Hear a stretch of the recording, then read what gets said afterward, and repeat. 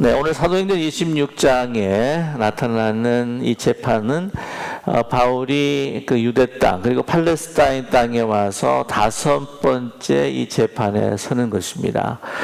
그래서 예루살렘에 이제 들어오자마자 이제 성전에서 유대 사람들이 이제 소동을 일으키지 않습니까? 죽이려고 할 때 이제 천부장에게 눈이 띄어서 이 천부장이 바울을 보호하게 됩니다. 그때 이제 천부장 앞에서 재판을 먼저 받게 되었고요. 그 다음에 이제 산헤드린 공회원으로 옮겨가서 또 재판을 받게 됩니다. 그때 이 바울을 정죄하려고 했으나 그 사두개인과 그 바리새인들의 그 서로 논란을 일으키고 또한 그 법정이 아주 혼돈스러워지게 될 수밖에 없었죠. 그래서 거기서도 죽이려고 했을 때 천부장이 다시 그의 생명을 구해서 자기의 관청으로 돌아오게 됩니다. 그 다음에 이제 세 번째 이제 재판장은 바로 이제 그 가이사랴에 이제 호송이 됩니다. 그래서 여러분께서 잘 아시는 이제 벨릭스 앞에서 이제 재판을 받게 되죠. 그 벨릭스 재판을 받고 난 다음에 한 2년 동안을 가이사랴 감옥에서 갇히게 되지 않습니까? 그 다음에 이제 베스토가 다시 새 총독으로 이제 부임해서 오게 됩니다. 베스토의 앞에서 이제 재판을 받게 됐죠. 베스토가 아무리 이렇게 봐도요, 무죄였습니다. 그런데 무죄인데도 불구하고 유대 사람들은 죄가 많다고 그냥 죽여달라고 이렇게 아우성입니다. 골치가 아픈 거예요. 정치적인 성향으로 봤을 때는 아마 베스토가 그 유지들과 유대 사람들과 함께 이렇게 마음과 생각을 나누게 되면은 정치적으로 또 도움이 됐을 것이라 판단이 됐을 것인데, 그러나 이제 로마 시민권이라고 하는 것이 정말 이게 그때 당시 세상적으로 이야기할 때 너무나도 그 파워풀한 거죠. 그래서 로마 시민을 함부로 대할 수 없었던 그 베스토의 갈등도 우리가 알 수가 있습니다. 그래서 이제 골치가 아파 죽는 상황에 누가 찾아오냐면 그 아그리파 2세가 이제 찾아오게 됩니다. 이 아그리파 2세는 그래도 유대 사람을 너무나 잘 알고 있는 사람이기에 뭔가 조언을 얻기 위해서 이제 한번 좀 봐달라고 이렇게 요청을 하게 됩니다. 그래서 이제 그 아그리파 앞에서, 그러니까 그 앞에 이제 아그리파 왕 2세, 그 다음에 누이였던 버니게, 그리고 베스토와 다 주위에 많은 사람들이 또 있었겠죠. 그리고 이걸 고소했던 그 유대 사람들도 아마 거기에 있었을 것입니다. 이제 이 아그리파 왕 앞에서 이제 재판을 받는 장면이 바로 이제 26장에 나타나고 있습니다. 그 전까지도 이제 이렇게 여기까지 여러분과 함께 말씀을 나눴는데, 여러분의 다시 기억을 돕고자 제가 다시 한번 요약을 해드렸습니다. 이제 오늘 이게 말씀을 보게 되면은 너무 바울이 다행으로 여기고 있습니다. 왜냐하면은 베스토 같은 경우에는 물론 총독으로 부임하면서 그 유대에 관한 관습과 그 종교적인 어떤 규율에 대해서 공부를 아마 했긴 했겠지만은, 그러나 아그리파 왕보다는 아마 이 유대에 관해서 잘 알지 못했을 것입니다. 아그리파 왕이라고 한다면은 아시겠지만은 그 헤롯 대제의 손자이기도 합니다. 그래서 정통 유대인은 아니긴 하지만은 그래 본인 자신도 유대 사람이라고 그렇게 생각을 하고 있고, 또 오래 그 땅에서 살았기 때문에 유대의 전통과 관습을 너무나 잘 알고 있습니다. 그래서 바울이 하는 이야기가 너무 다행입니다. 그렇게 그 이야기를 하게 되죠. 왜냐하면 우리 유대 사람들의 관습과 전통에 대해서 너무 잘 알고 있기 때문에 제가 이렇게 말씀을 드리는 거를 어느 누구보다도 어떤 그 로마의 총독보다도 잘 이해하실 것입니다. 라고 이렇게 이야기를 합니다. 그러면서 이야기를 하면서 이제 쭉 듣다 보면은요, 바울이 자기의 억울함을 막 호소하면서 내가 여기 있을 사람이 아니니까 빨리 풀어달라. 나는 이렇게 무죄하니까. 근데 유대 사람들이 저렇게 나를 이렇게 음해하면서 모함하면서 나를 죽이려고 했는데 내가 지금 이렇게 잡혀 있을 상황이 아니다라고 하는 것을 디펜스하고 변명할 것 같아요. 그러나 결코 그렇지 않다고 하는 것이죠. 이 바울의 그 자기 변명, 자기 디펜스라 그렇게 이야기하죠. 쭉 깊게 들여다보면은 거기에는 분명한 의도가 있고 목적이 있습니다. 그것이 뭐냐면 물론 이제 첫 번째 자기는 무죄하다고 하는 것을 이야기하는 것이었겠지만 그러나 그 밑에 가장 뚜렷한 그 목적과 의도가 무엇이냐면 이 기회를 잡아서 내가 어떻게 하든지 예수님의 복음을 전하리라 하는 것이었습니다. 그래서 아그리파 왕에게 이야기할 때에 그 유대 사람이라고 자신이 그 생각하고 있기 때문에 뭐를 그렇게 자꾸만 이렇게 이야기하냐면 유대 전통 가운데에서 선지자, 당신 오늘 말씀 보게 되면은 아그리파 왕 당신께서도 선지자를 믿지 않습니까? 모세가 이야기했던 것, 선지자들이 이야기했던 것, 그 오실 그 이가 바로 예수님이라고 하는 것, 그분이 부활하셨다고 하는 그 사실에 대해서 그 선지자들의 말과 그 선지자들을 믿는 당신이 아닙니까? 라고 이렇게 호소하는 것을 우리는 발견하게 됩니다. 바울은요, 이 모든 면에 있어서 정말 자신의 어떤 그 무고함을 증명하면서 내가 여기서 풀려나가고 싶다라고 하는 개인적인 그 자기 자신의 그 욕망이라고 하는 것은 전혀 없어 보이는 것을 우리는 알 수가 있습니다. 하여간 모든 순간순간마다 어떻게 하면 이 복음을 전할 수가 있을까? 어떻게 하면 예수 그리스도의 나에게 주신 그 은혜를 내가 그들과 함께 나누고 그들이 정말 간절히 바라는 것은 내가 이렇게 묶인 채 있지만 아그리파 왕에게 이야기한 것처럼 당신도 나처럼 되기를 원합니다.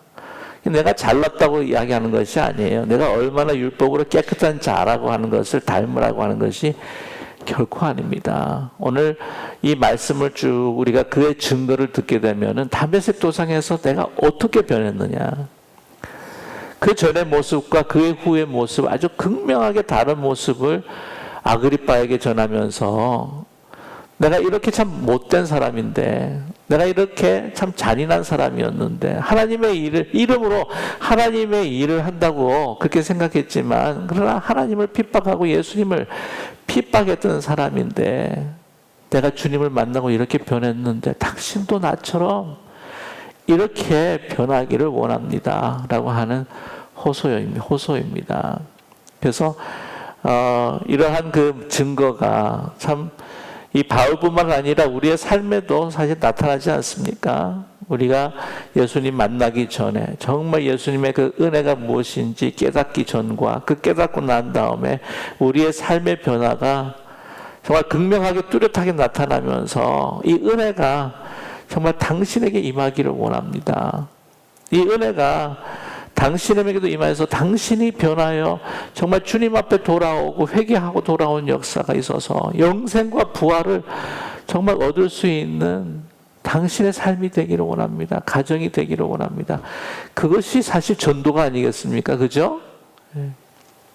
그렇기 때문에 우리의 삶 자체라고 하는 것이 말하지 않는, 우리가 말해서 복음을 전하는 것도 있지만 말하지 않고 우리의 삶을 통해서 그들에게 나타나는 것도 얼마나 귀중한 전도인가 하는 것을 또한 우리에게 말씀해 주고 있습니다. 오늘 이 바울이 자기의 그 전의 모습과 그 후의 모습을 아그리파 왕에게 이야기를 하는데, 이 변에 있어서 이제 세 번째 자기가 예수님을 다메섹 도상에서 만난 이야기를 하면서 그 전에는 언급하지 않았던 몇 가지들을 또 우리가 알 수가 있다고 하는 것이죠. 보게 되면은 이렇게 스데반을 죽이고 또한 그리스도인들을 박해함에 있어서 그 위임을 누구한테 고난을 받았느냐, 제사장들, 대제사장들과 종교 지도자에게 받았다고 하는 것을 고백하고 있습니다. 그래서 그 일들을 행했는데 한번 잘 살펴보십시오. 그들이 지금 나를 이렇게 죽이려고 하고 있는 것이 아니겠습니까? 하는 것을 또한 은연중에 나타내고 있습니다. 뿐만이 아니라 이제 오늘 말씀 보게 되면은 14절의 말씀이죠.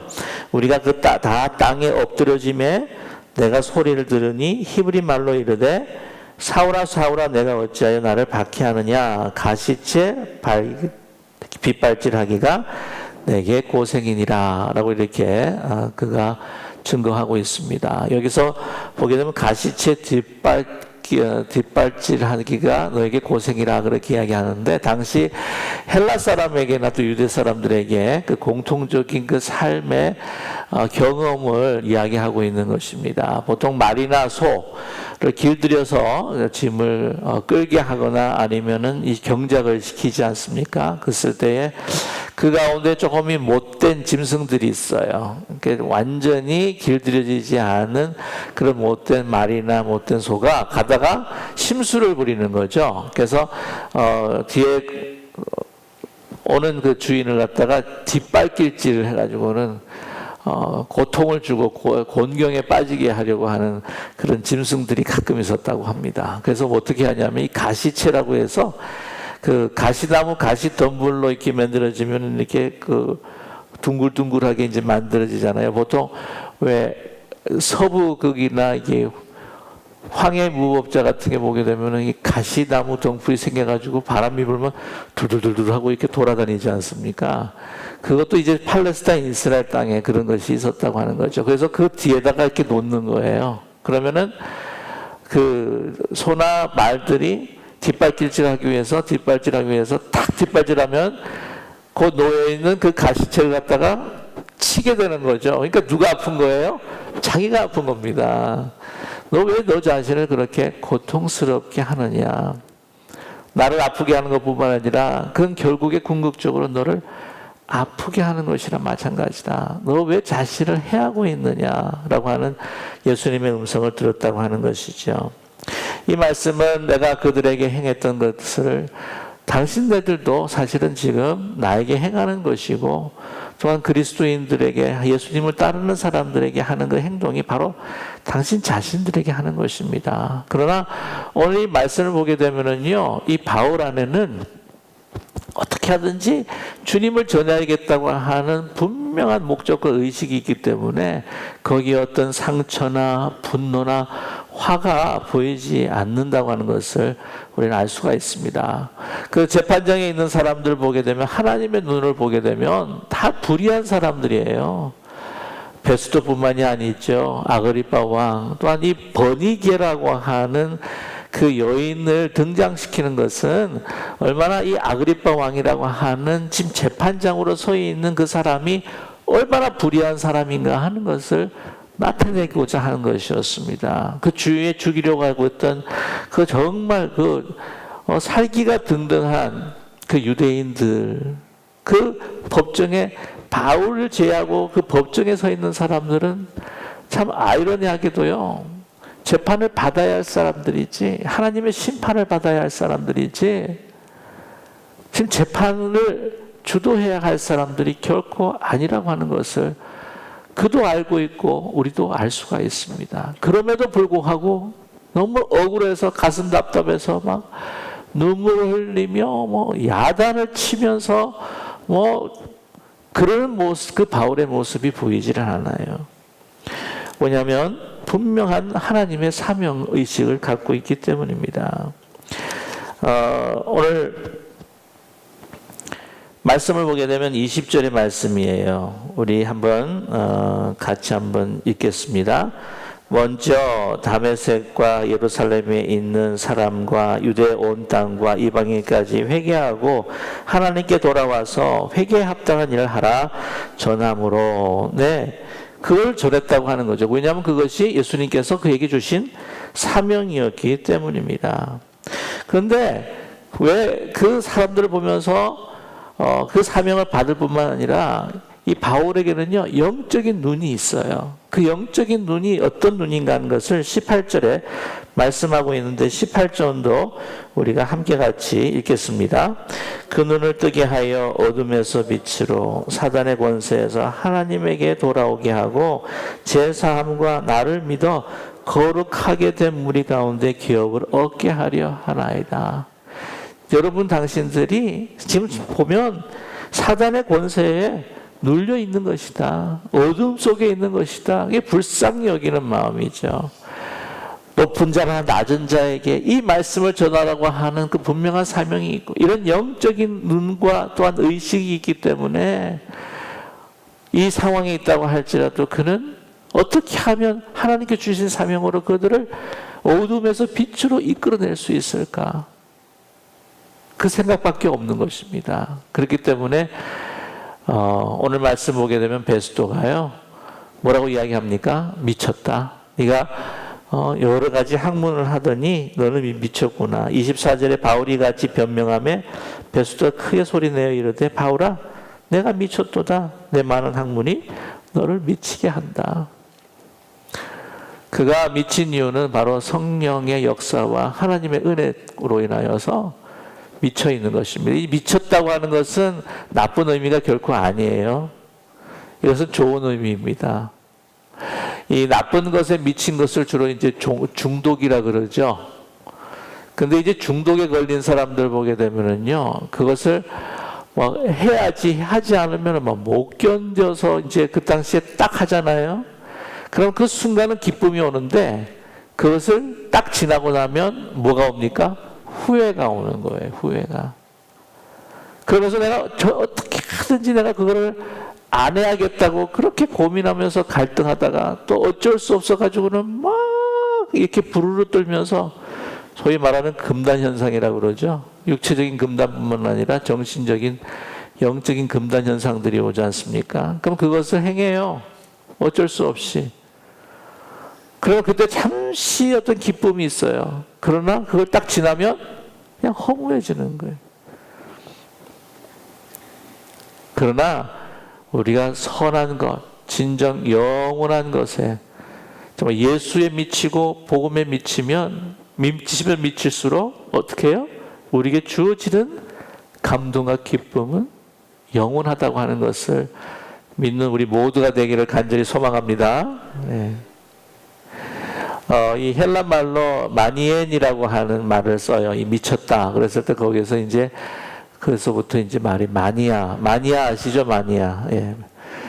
매니아라고 그렇게 이야기하죠. 영어에서는요. 미친 사람. 요즘에는 영어로 이야기할 때에 지저스 매니아라고 그러지 않고 지저스 프릭이라고 그렇게 이야기합니다. 프릭. 예. 예수에 미친 사람. 이게 그렇게 좋은 표현이 아닌 것 같긴 한데, 그러나 이것은 참으로 명예스러운 그러한 우리의 이름이 되어야 될 필요가 있다고 하는 것이죠. 안디옥 교회에서 처음으로 그리스도인이라 명하였더라 그렇게 이야기했을 때 좋은 이름은 아닙니다. 사람들이 뭐라고요? 예수쟁이 하는 것과 마찬가지인데요. 예수의 정말 미친 예수의 사람, 그것으로 인해 모든 삶에 있어서 나는 죽고 오직 예수 그리스도만 나타나는, 예수 그리스도의 남은 육체 그 고난을 내 육체에 내가 채워놓으라고 하는 귀한 바울의 고백과 그 삶이 저와 여러분의 삶이 되기를 간절히 소망합니다. 제가 언제 한번 말씀을 드렸죠. 우리 초대교회, 한국 초대교회 굉장히 유명하신 목사님 가운데 예수 천당 불신 지옥이라고 막 외쳤던 최건능 목사님이라고 한 분이 계셨습니다. 근데 그분이 이제 가는 곳마다 그분이 예수에 미친 분 아니에요. 그래서 지희 고아 막론하고 그냥 만나는 사람마다 예수 천당 불신 지옥 하는데 이제 순사가 말 타고 가는데 거기다가 외쳐가지고는 말이 깜짝 놀래가지고는 막 힝 하고 하다가 떨어져 버린 거예요. 순사가 너무 화가 나가지고 막. 그래서 붙들어가지고는 이제는 때리는데 한 대 때릴 때마다 예수 천당 불신 지옥 맞을 때마다 당신 도대체 누구야? 그랬더니 나는 예수로 채워진 사람입니다. 그렇게 고백했다고 하잖아요. 우리 어느 순간마다 우리 매일마다 우리 자신은 죽고 오직 예수 그리스도가 우리 믿음 가운데 사셔서 예수 그리스도가 나타나는 놀라운 역사가 우리 가운데 우리 기쁜 우리 교회 가정과 우리 교회에 있기를 간절히 원합니다. 그런 별명을 얻었으면 참 좋겠어요. 기쁜 우리 교회? 예수에 미친 사람들이야. 기쁜 우리 교회? 예수밖에 모르는 사람들이야. 라고 하는 귀한 별명이 많은 이들에게 소문으로 또한 많은 이들에게 귀한 증거로 나타나기를 간절히 원합니다. 이제 계속 이야기를 계속 듣고 있어요. 보니까 그 바울이 아그리빠가 오늘 28절의 말씀 보게 되면 아그리빠가 이렇게 이야기합니다. 아그리빠가 바울에게 이르되 내가 적은 말로 나를 권하여 그리스도인이 되게 하려 하는도다 라고 이렇게 이야기를 합니다. 아그리빠가 이 다른 성경을 보게 되면은요, 이런 적은 그 짧은 이야기, 이 적은 시간 동안에 너가 나를 설득해서 그리스도인이 되게 하려고 하는 것이 아니겠느냐. 그렇게 이야기를 할 때 29절에 우리 29절이요 너무나 귀한 말씀인데 우리 같이 함께 읽겠습니다. 바울이 이르되 말이 적으나 많으나 당신뿐 아니라 오늘 내 말을 듣는 모든 사람도 다 이렇게 결박된 것 외에는 나와 같이 되기를 하나님께 원하나이다 하니라. 나같이 되기를 원합니다. 이게 참 쉽지 않은 이야기잖아요. 우리 살면서 우리 자식들 넌 공부 많이 하고 넌 정말 다른 사람들이 칭찬을 받고 또한 출세하는 좋은 사람이 돼야 된다. 그러면서 마음속에 우리는 어떤 이야기 생각들을 가지고 있죠. 나처럼 되지 말아라. 그리고 우리 가끔 이 가정에서 그런 이야기를 해요. 야, 너 커서도 네 애비처럼 되지 말아라. 너 커서도 네 애미처럼 되지 말아라. 그런 가정이 아니라 우리가 자신 있게 바울처럼 다른 사람에게, 우리 자녀들에게 너도 나처럼 되기를 원한다. 너도 너희 아버지처럼 되기를 원한다. 너도 너 어머니처럼 되기를 원한다. 저는 그렇게 자신 있게 말할 수 있는 분들이 다 우리 기쁜 우리 있게 계신 줄로 믿습니다. 혹시 저는 이제 좀 늦은 것 같아요. 그렇게 혹시 생각하시는 분이 있다고 한다면요, 절대 늦지 않습니다. 지금 시작해도 빨리 시작하시는 거예요. 뭐냐면 우리의 선한 삶이라고 하는 것, 주님 안에서 삶이라고 하는 것은 그때 시작할 때 그때부터가 벌써 영혼을 시작하기 때문입니다. 근데 이것이 나처럼 똑바로 살아라, 나처럼 이렇게 훌륭한 일하고 살아라, 그게 아니고,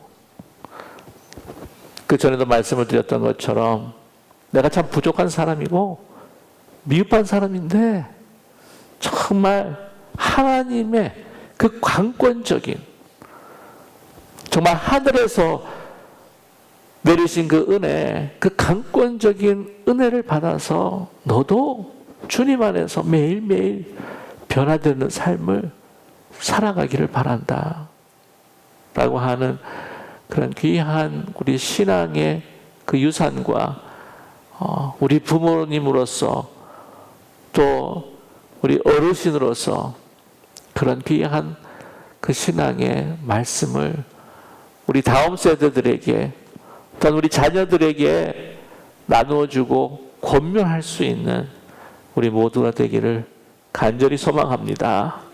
그러기 위해 우리가 먼저 우리 목회자부터 먼저, 우리 장로님들도부터 먼저, 우리 권사님들도부터 먼저, 존경을 받아야 한다고 하는 영적인 지도자부터 먼저 우리가 하나님의 은혜 가운데 변화되는 모습이 어떤 모습들인지를 정말 증거하면서 그것을 담대히 전할 수 있는 우리 모두가 되시기를 주님의 이름으로 간절히 축원합니다.